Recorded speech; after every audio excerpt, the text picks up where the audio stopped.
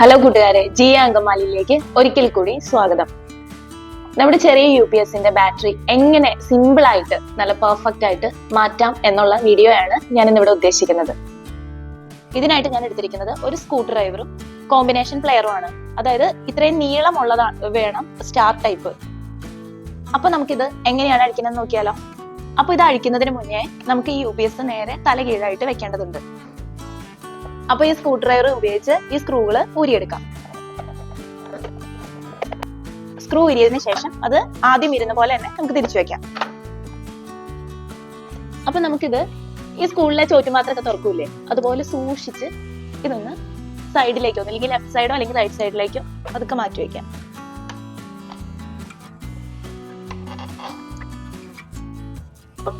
ഇപ്പൊ നിങ്ങൾ ഈ കാണുന്നതാണ് ബാറ്ററി. അപ്പൊ നമുക്ക് കൈ വെച്ച് തന്നെ വളരെ സിമ്പിൾ ആയിട്ട് ഇത് വലിച്ചെടുക്കാവുന്നതേ ഉള്ളൂ.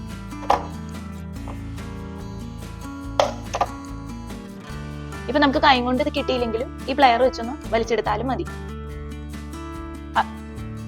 അതിനുശേഷം പതിയെ ബാറ്ററി എടുത്ത് നമുക്ക് പുറത്തേക്ക് വെക്കാം. അപ്പോൾ ഈ ബാറ്ററി 12 വോൾട്ട് 7Ah ആണ്. അപ്പൊ ഈ ബാറ്ററി മാറുന്നതിന് മുന്നേ നമ്മൾ ശ്രദ്ധിച്ചില്ലെങ്കിൽ വലിയ അപകടങ്ങൾ ഉണ്ടാവും. അതെന്തൊക്കെയാണെന്ന് ഞാൻ പറഞ്ഞുതരാം.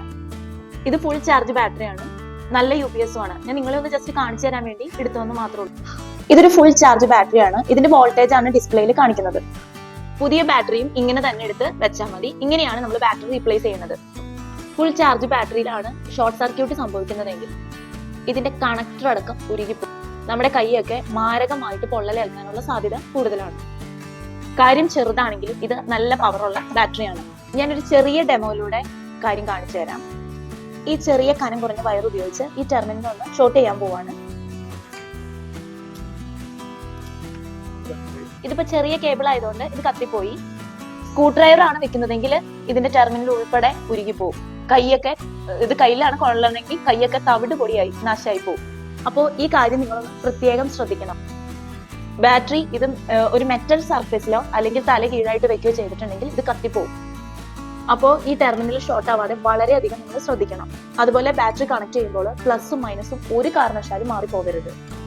ബൈ മിസ്റ്റേക്ക് ഒരു തവണ അത് മാറിപ്പോയാൽ മതി, ആ എക്യുപ്മെന്റ് അടിച്ചു പോകും. ഈ റെഡ് കളറിൽ കാണുന്നതാണ് പ്ലസ്, ഈ ബ്ലാക്ക് കളറിൽ കാണുന്നതാണ് മൈനസ്. അപ്പൊ നമുക്ക് ബാറ്ററി തിരിച്ചെടുത്ത് വെക്കാം. അപ്പോൾ ഇതിന്റെ കളർ കോഡ് തെറ്റി പോവാതെ ബ്ലാക്കിലേക്കും റെഡിലേക്കും കണക്ട് ചെയ്ത് കൊടുക്കണം. കേബിള് ബാറ്ററിയിൽ കണക്ട് ചെയ്ത് കൊടുക്കുമ്പോൾ നമുക്ക് ലൂസ് ആയിട്ട് തോന്നുന്നുണ്ടെങ്കിൽ ഇത് പ്ലെയർ ഉപയോഗിച്ച് ഒന്ന് നന്നായിട്ട് ടൈറ്റ് ചെയ്ത് കൊടുത്താൽ മതി. ഈ രീതിയിൽ പതിയെ ഒന്ന് അമർത്തി കൊടുക്കാം.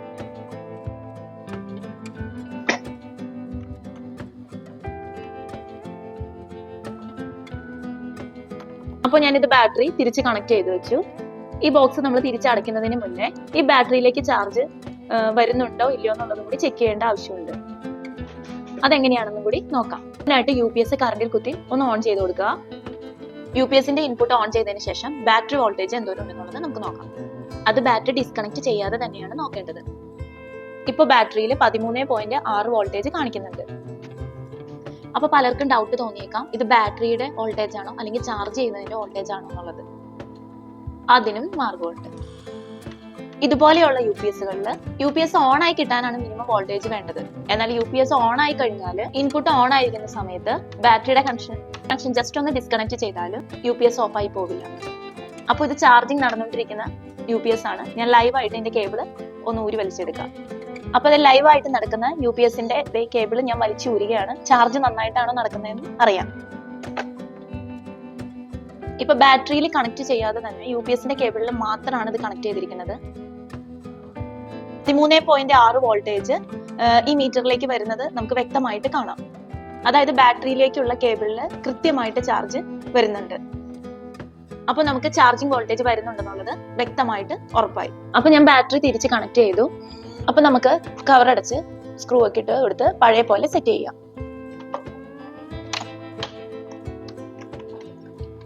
അപ്പോൾ ഈ രീതിയിലാണ് ബാറ്ററി മാറുന്നെന്നുള്ളത് നിങ്ങൾക്ക് മനസ്സിലായി. ഇതുപോലെ തന്നെയാണ് എല്ലാ UPSകളിലും ബാറ്ററി മാറ്റി വെക്കുന്നത്. അപ്പൊ ബാറ്ററിനെ കുറിച്ചും ബാറ്ററി ചാർജ് ചെയ്യുന്നതിനെ കുറിച്ചും കുറെ കാര്യങ്ങൾ പറഞ്ഞു തരാനുണ്ട്. അത് പിന്നീടുള്ള വീഡിയോയിൽ ഞാൻ നിങ്ങൾക്ക് പറഞ്ഞു തരുന്നതാണ്. ഇതുപോലെയുള്ള APC UPSകൾ ബാറ്ററി മാറുമ്പോൾ കുറച്ച് വ്യത്യാസമുണ്ട്. അത് അടുത്ത വീഡിയോയിൽ ഞാൻ കാണിച്ചു തരാം. ഉള്ള 1 kV ഓൺലൈൻ UPSകളുടെ ബാറ്ററിയും സിമ്പിൾ ആയിട്ട് നമുക്ക് മാറ്റാം. അത് ഞാൻ അടുത്ത വീഡിയോയിലൂടെ ചെയ്യുന്നതാണ്. അപ്പോൾ എൻ്റെ ഈ വീഡിയോ എല്ലാവർക്കും ഇഷ്ടമായി എന്ന് വിചാരിക്കുന്നു. Thank you.